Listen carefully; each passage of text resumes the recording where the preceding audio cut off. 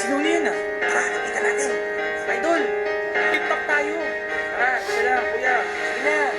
Parinig naman ang rap mo, sample naman dyan. Ang ganda naman ng cap mo, arbor na lang yan. Mayabang mo naman, wala ka bang kanta na bago? Bakit wala kang battle? Takot ka bang matalo? Ha? Paulit-ulit ng tanong ng mga tao. Huwag sanang apurado, anong magagawa ko? Wala akong maisip, masyado pang mainit. Akala mo tuloy mo kasuplado pag tahimik. Pagod lang talaga, galing ito gilala. Walong oras sa van, 3 oras sa kalabaw. Tapos pag uwi ko pa, parang bang hindi ko naman kung bakit ang buhay ko ay para bang naging pelikula, laging buya. Nagkalat ng papel na nila mukos. Ang dami ng kapay ipinautos. Tinta ng aking ballpen, malapit na maubos. Isang patak na lang, pero aking ibubuhos.